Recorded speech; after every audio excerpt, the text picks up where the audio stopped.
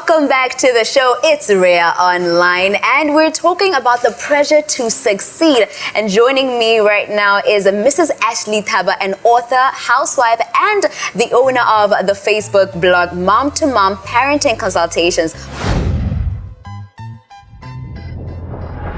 Welcome on the show. Thank you. Yes. Good to be here. I'm so happy you're here. Thanks, I'm happy to be here. I remember I had you on the radio show and I told you I need you on the TV show. Yes. Thank God we're doing this.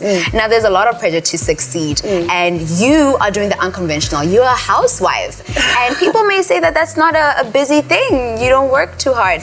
Yeah. Care to explain yourself? I know. I have people that are like, oh, I'll just leave my kids with you because you're just sitting at home all day. Exactly. It's like, no, I mean, but what I do, you have a driver, you have a teacher, you have a cook, you have a maid, you have all of these different people that do the job that I'm doing. So it's not, it's very busy when you're at home, especially, well, I'll say it's very busy if you're an involved parent. I'm involved in the education of my children. I'm involved in cooking their meals, driving them to afternoon activities. So, it's definitely not something where I'm not busy. Well, what's your schedule like on a daily? Well, right now, because I've just written my third book, Dive In, I'm doing a lot of public speaking and public writing, so that's creating a lot of busyness around that.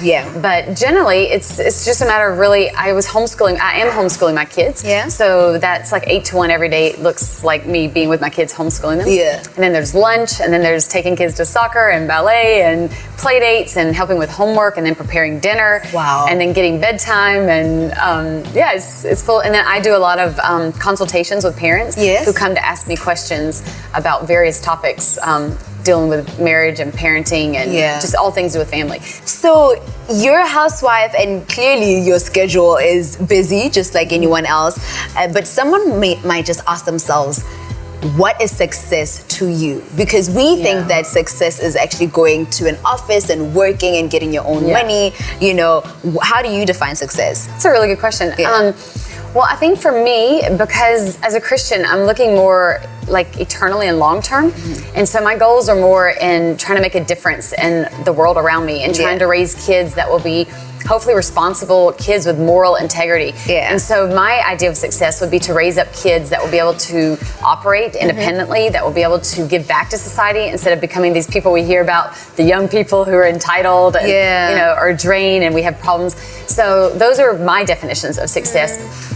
Also, if I'm in a marriage that I'm enjoying, that it's happy and healthy, that's what I consider success. So when I get to help people, that makes me feel like my day mattered and I have a purpose in my life. So I'm not concerned with putting money in the bank account. I mean, money is good, but it's not the thing that drives me as compared to sharing love and experiencing love in my life. So then do you ever feel the pressure to, work and do the conventional things that we know to be? I don't personally, because I personally find a lot more joy in making an impact on people relationally.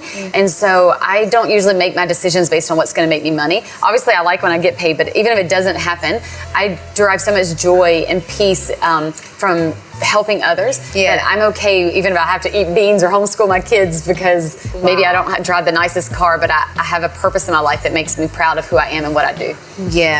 Now, for a young person who, right now they feel like I want to get this and that and that, work.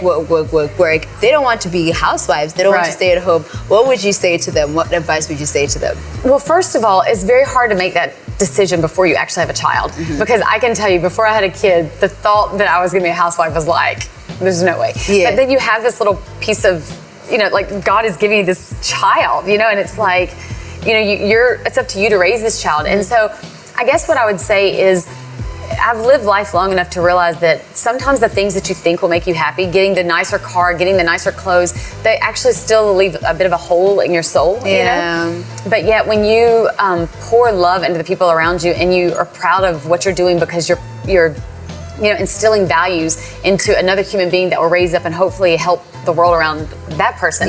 It's much more fulfilling, I think, than just trying to please yourself and doing whatever is good for you. You know? So I would say to that person to maybe try living your life more about others than just yourself and see which one is more fulfilling in the end. Do you ever rest though? No, How do you rest? I don't. With the kids I usually go to bed at like 1 o'clock. I wake up at like 5 or 6 every morning. No, I don't sleep very much. I don't rest. You don't rest? No, not often. I'll do that when the kids are out of the house, I think. Because the thing for me is So I'm you with my never feel kids. exhausted? I feel exhausted all the time. I just, it's just like, the thing is with kids, like I said, I'm very hands-on, so I'm with them all the time during the day. And then because I have my own personal goals with the website, you know, the Facebook and helping parents, and I do a lot of writing, then I do that after the kids go to bed at night. And so I tend to put the kids to bed 7, 8 o'clock, and then I'm still up till midnight. And my husband and I have a really, we want to make sure every day we talk about everything we do every day. Yeah. So that doesn't usually happen when the kids are awake, because when the kids are there, it's, you know, getting interrupted, mommy, you know, all the time. But then how do you unwind? What's your ideal way of resting? I mean, I guess just maybe watching a movie with my husband, or just staying up.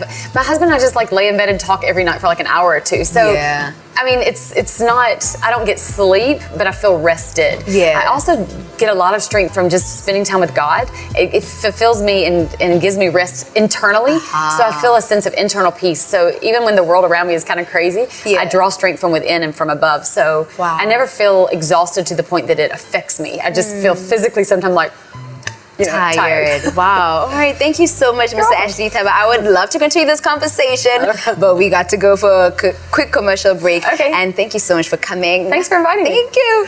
It's REA Online, and as you can hear with, you know, the guests that are coming on our show, basically it's all about what works for you. We're going to continue this conversation with a psychologist this time around. Don't go anywhere. It's REA Online.